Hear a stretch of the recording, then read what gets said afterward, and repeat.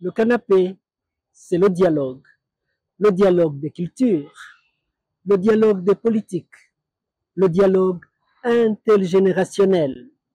Le canapé, c'est aussi l'apprentissage du français. Le Rwanda, par le biais du ministère de l'Éducation, participe depuis ce lundi à l'évaluation du programme international pour l'évaluation des étudiants PISA 2025. L'évaluation sera menée à l'échelle nationale du 28 avril au 7 juin 2025 auprès de 7455 élèves de 213 écoles à travers tout le pays.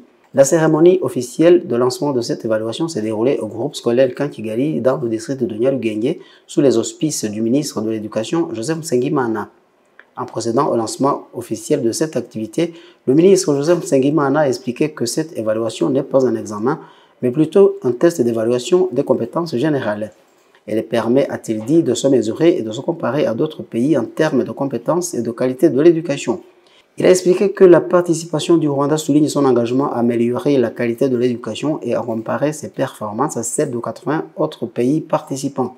Cela permet de nous mesurer, a-t-il dit, avec les autres, de nous comparer et de pouvoir combler des lacunes où elles se font éventuellement remarquer.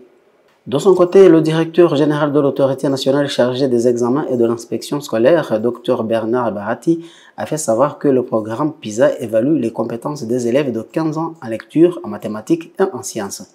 Il a expliqué que ce programme met surtout l'accent sur leur capacité à appliquer leurs connaissances à des problèmes concrets rencontrés dans la vie courante. Il a ajouté que les préparatifs se sont bien déroulés et qu'on espère de très bons résultats. Il a déclaré que ces résultats vont montrer là où on en est avec l'amélioration de la qualité de l'éducation et s'il y a ou non des modifications à faire sur les curricula. Le programme d'évaluation internationale PISA est une étude d'évaluation mondialement reconnue menée tous les 3 ans par l'Organisation de coopération et de développement économique OCDE. Il mesure la capacité des élèves de 15 ans à appliquer leurs connaissances et leurs compétences pour relever les défis du monde au-delà de l'apprentissage par cœur. Il s'agit de l'évaluation internationale la plus complète et la plus rigoureuse des résultats d'apprentissage des élèves à ce jour. Les résultats de l'enquête PISA indiquent que la qualité et l'équité des résultats d'apprentissage obtenus dans le monde entier.